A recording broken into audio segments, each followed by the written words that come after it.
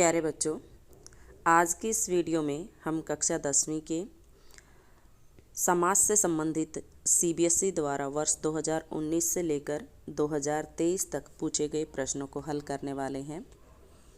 तो ये जो पहला प्रश्न हम हल कर रहे हैं ये वर्ष 2019 में पूछा गया है। पहला वाक्य इसने दिया है, जगत है पितरौ वंदे, और ऑप्शन है माता च पितरः च पिता च पिता च माता च पिता च। ये एक रेत्र द्वंद्व समास होता है जिसमें जब आप समास समस्त पद बनाते हैं तो उसमें केवल एक ही पद शेष बचता है और उसी का द्विवचन रूप करके लिखा जाता है। तो इसमें माता और पिता दोनों स्त्रीलिंग और पुल्लिंग दोनों शब्द आते हैं। तो इसका जो विग्रह होगा वो होगा माता च पिता च। तीसरा ऑप्शन बिल्कुल सही है इसमें।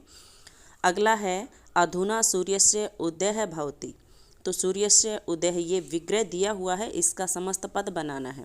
तो पहला ऑप्शन बिल्कुल सही होगा, सूर्योदय है, क्योंकि सूर्य से शब्द से हम विभक्ति को हटाएंगे तो मूल शब्द बचेगा सूर्य, और दूसरा शब्द है उदय है, तो दोनों का मेल करके संधि करके इसने लिख दिया है सूर्योदय है। पहला ऑप्शन बिल्कुल सही है इसमें।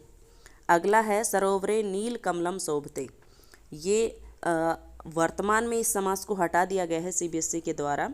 ये कर्मधारय समास का उदाहरण है। नीलम कमलम इसका विग्रह होगा। नीला है जो कमल, नीलम कमलम। अभी वर्तमान में केवल 4 ही समास पूछे जा रहे हैं। अव्ययभाव समास जिसमें पहला पद प्रधान होता है, तत्पुरुष समास जिसमें दूसरा पद प्रधान होता है, और द्वंद्व समास जिसमें दोनों पद प्रधान होते हैं, पूर्व पद और उत्तर पद, और एक है बहुब्रीहि समास जिसमें दोनों ही पद प्रधान नहीं होते बल्कि कोई तीसरा पद अन्य पद प्रधान होता है। तो केवल ये पदों के आधार पर 4 समास सीबीएसई द्वारा पूछे जाएंगे। पाठ्यक्रम में केवल ये 3 ही हैं। पहले वर्ष 2019 में, 20 में, 21 में हो सकता है कि कुछ अलग पाठ्यक्रम रहा हो। तो ये जो ग वाला हमने किया नील कमलम, ये कर्मधारय समास है, इसमें नीलम कमलम इसका उत्तर होगा। अगला है नाटके 10 आननानि यस्य सह रामम वदति। तो ये दशानन का समास विग्रह दिया हुआ है और इसमें बहुब्रीहि समास है, तो ये बनेगा दशानन है, जिसके लास्ट में यस्य स होगा वो पुल्लिंग शब्द होगा क्योंकि सह पुल्लिंग शब्द होता है। तो इसमें तीसरा ऑप्शन बिल्कुल सही है और ये बहुत इंपॉर्टेंट है, वेरी वेरी इंपॉर्टेंट, इसको नोट कर लें।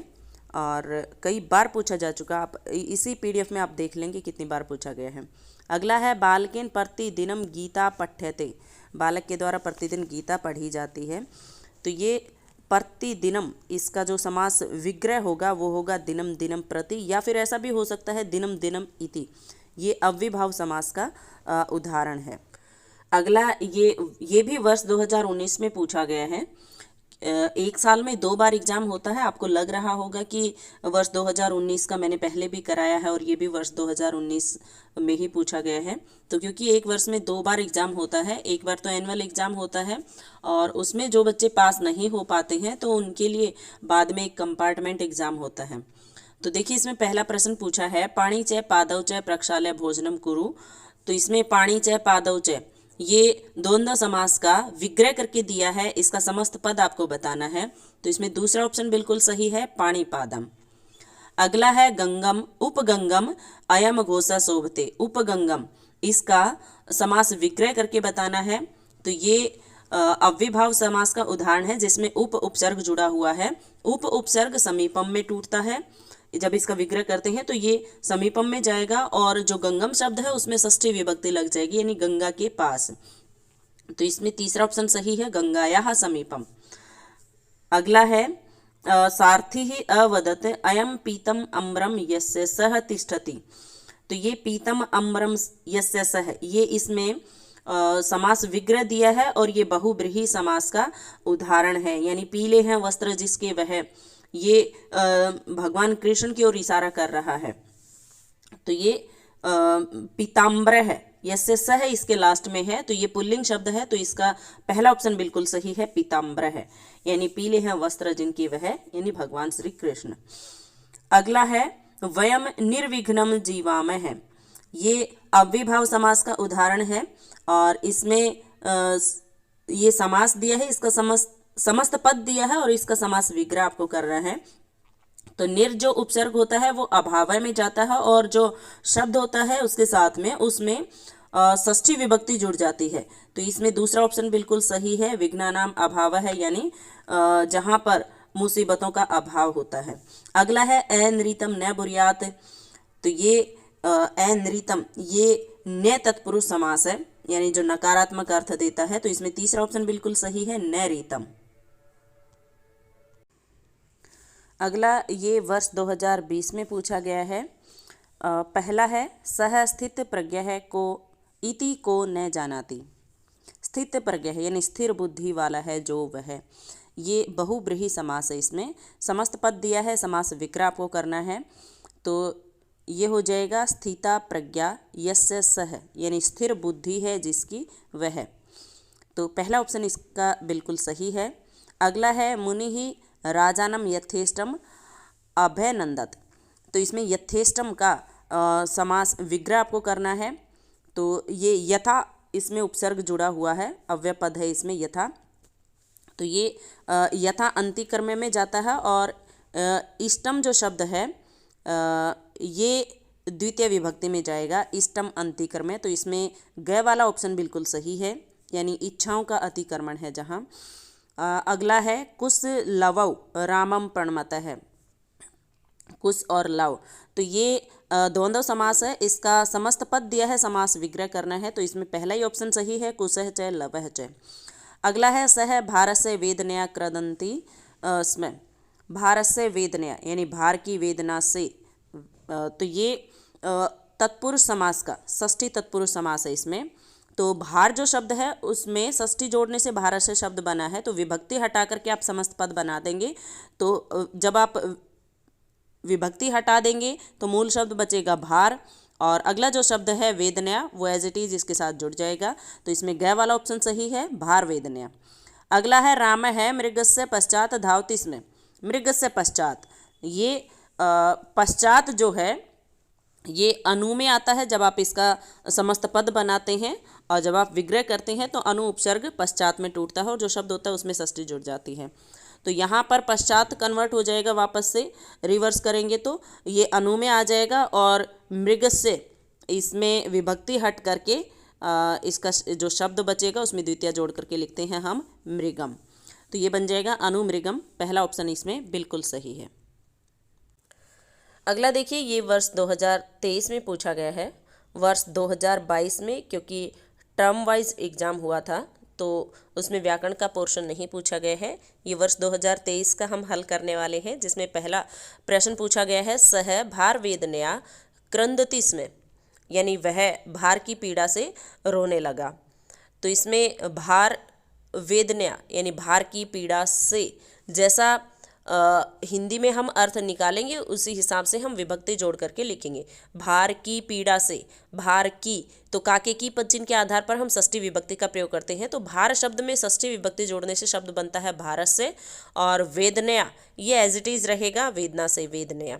और ये आप देखेंगे चारों ऑप्शन में वेदनया शब्द ही दिया है, पहले वाले में ही केवल अंतर है। तो पहले वाले में आप पदचिह्न के हिसाब से विभक्ति जोड़ देंगे तो ये षष्ठी विभक्ति जुड़ जाएगी, और यहाँ पर षष्ठी तत्पुरुष समास है।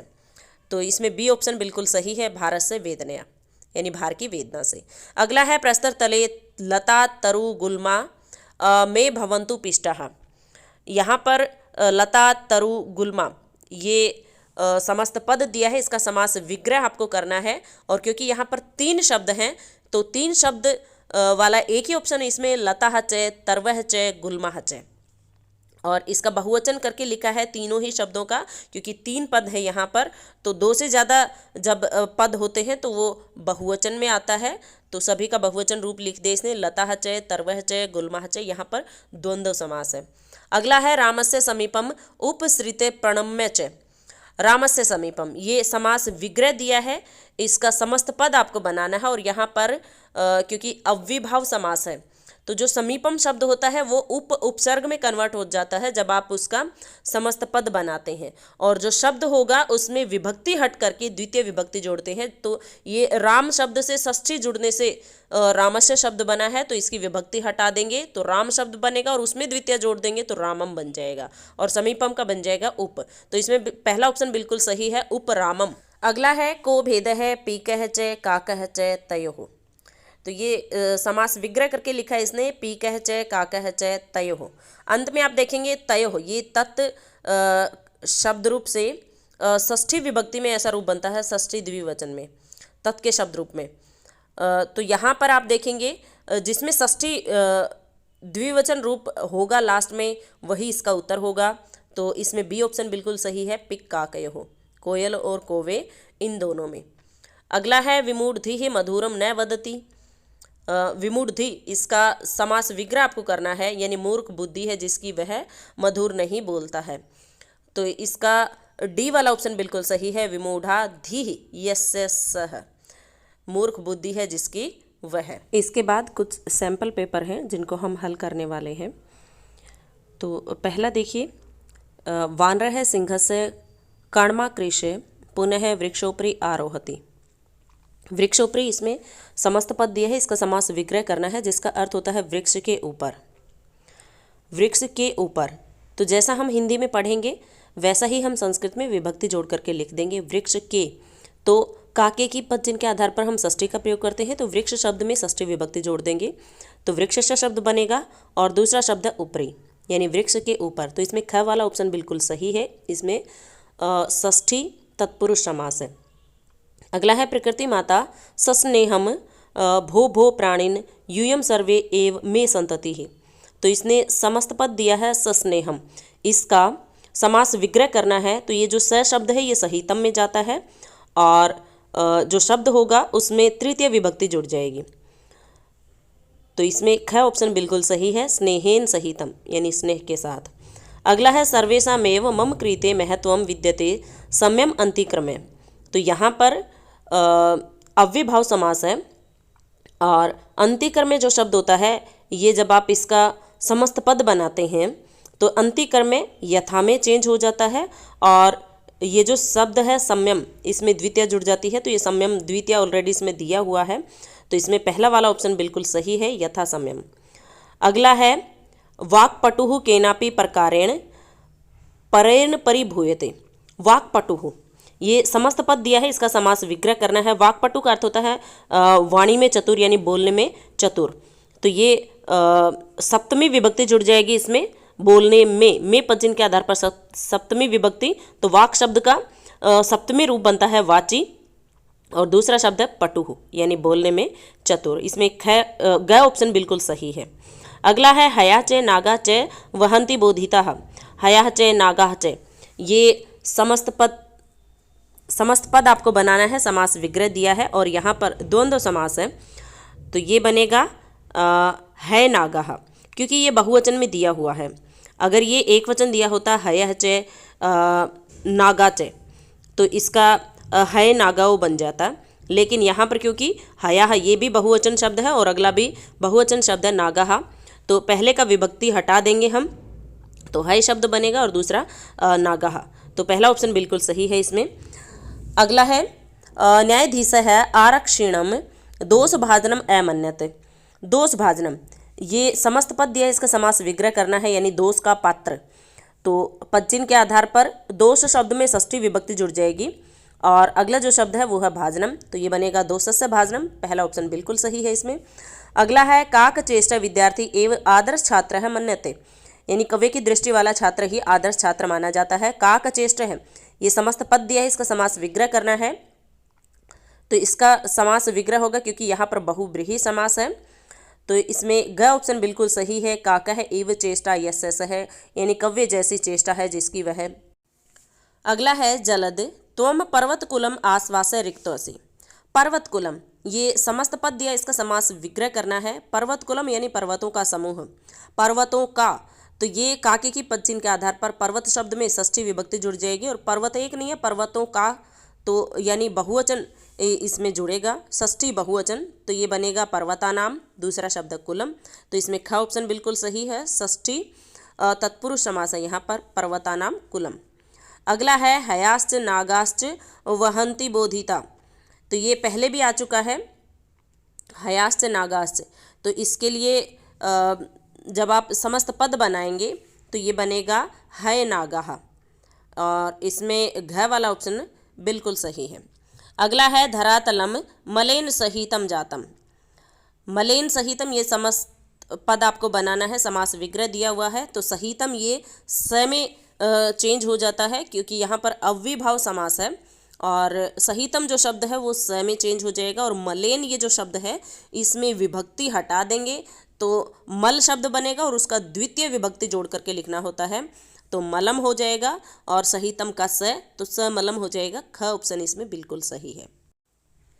अगला वर्ष 2022 का सैंपल पेपर है। पहला है सर्वथा समरूप है कुटुंब वृत्तांत है। कुटुंब वृत्तांत है यानी परिवार की घटना। तो परिवार की पद चिन्ह के आधार पर षष्ठी विभक्ति जोड़ देंगे कुटुंब शब्द में, तो शब्द बनेगा कुटुंबस्य। वृत्तांत है ये एज इट इज रहेगा, तो इसमें ग ऑप्शन बिल्कुल सही है। षष्ठी तत्पुरुष समास है यहाँ पर, कुटुंबस्य वृत्तांत है। इस तरीके से समास विग्रह करेंगे। अगला है समानम शीलम वैष्णम येषाम तेषु।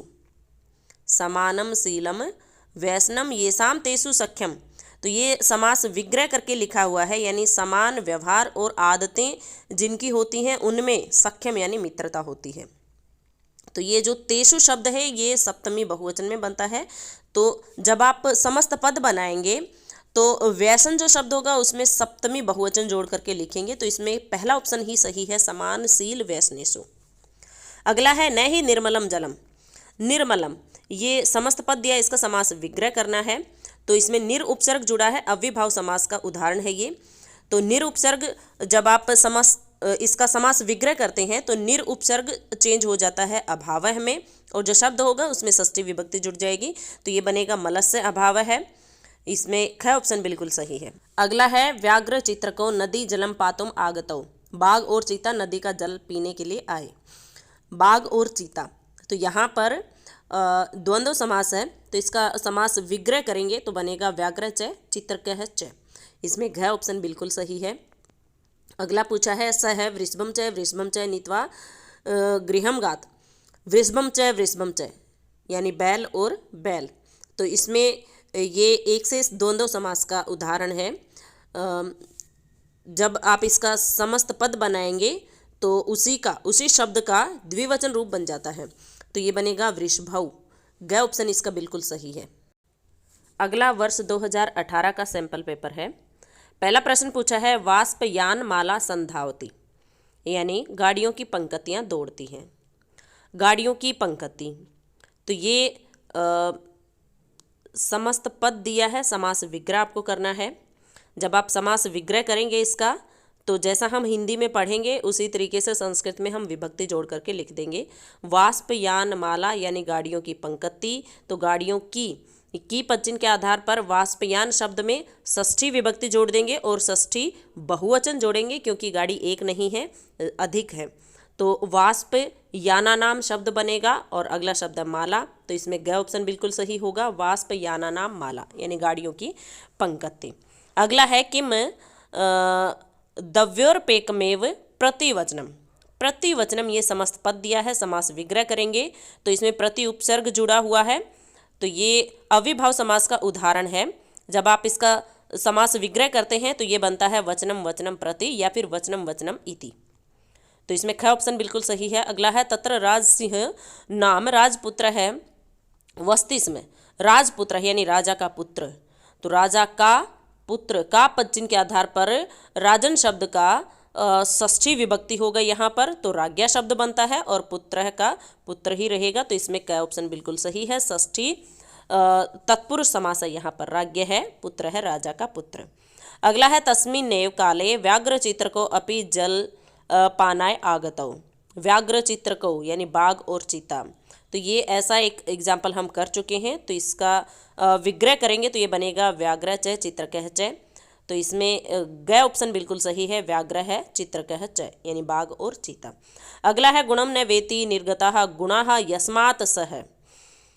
निर्गतः गुणः यस्मात् सः, ये बहुब्रीहि समास है और सह शब्द दिया है लास्ट में, तो ये पुल्लिंग शब्द बनेगा। जब आप इसका समस्त पद बनाएंगे तो इसमें क ऑप्शन बिल्कुल सही है, निर्गुण है। अगला प्रश्न पूछा है राम च लक्ष्मण च विश्वामित्रस्य शिष्यौ आस्ताम, यानी राम और लक्ष्मण विश्वामित्र के शिष्य थे। राम और लक्ष्मण, तो यहाँ पर द्वंद्व समास है और इसका समस्त पद आपको बनाना है। समास विग्रह दिया हुआ है, 2 पद हैं तो दोनों को जोड़ करके लिखेंगे और लास्ट वाले का द्विवचन रूप बना देंगे, तो ये बनेगा राम लक्ष्मणौ। इसमें ख ऑप्शन बिल्कुल सही है। अगला है संकटापनम बालकम माता रक्षति, संकट से उत्पन्न बालक की माता रक्षा करती है। तो ये संकटापनम, ये आपनम शब्द बनेगा और दूसरा जो शब्द है उसमें द्वितीय जुड़ जाएगी संकटाम, तो इसमें ख ऑप्शन बिल्कुल सही है, संकटाम आपनम। अगला है निर्जलम ईदम क्षेत्रम, निर्जलम, इसमें निर उपसर्ग जुड़ा हुआ है, अव्ययभाव समास का उदाहरण है। समस्त पद दिया है, समास विग्रह आप बनाएंगे तो ये निर जो शब्द है वो अभावय में चला जाएगा और जो जल शब्द है जलम, उसमें षष्ठी विभक्ति जुड़ जाएगी जलस्य, जलस्य अभाव है, तो ख ऑप्शन इसमें बिल्कुल सही है। अगला है न विवेक है परमापदम पदम, न विवेक है, तो यहाँ पर समास विग्रह करके लिखा है, समस्त पद आपको बनाना है। यहाँ पर न तत्पुरुष समास है, जब आप समस्त पद बनाएंगे तो ये बनेगा अविवेक है, तो इसमें क ऑप्शन बिल्कुल सही है। ये नकारात्मक अर्थ देता है इसलिए इसको न तत्पुरुष समास कहते हैं। अगला है नील गगनम शोभते, नील गगनम, ये इसका जब आप समास विग्रह करेंगे तो ये बनेगा नीलम गगनम, ये कर्मधारय समास का उदाहरण है, तो ये इसमें क ऑप्शन बिल्कुल सही है, नीलम गगनम। तो चलिए अभी के लिए बस इतना ही, मिलेंगे अगली वीडियो में एक नए टॉपिक के साथ। इसी तरह से एक एक करके हम संस्कृत व्याकरण के सभी टॉपिक कवर करेंगे। अगर आपको वीडियो पसंद आए तो वीडियो लाइक करें, शेयर करें और चैनल को सब्सक्राइब करना बिल्कुल ना भूलें। वीडियो देखने के लिए आप सभी का बहुत बहुत धन्यवाद।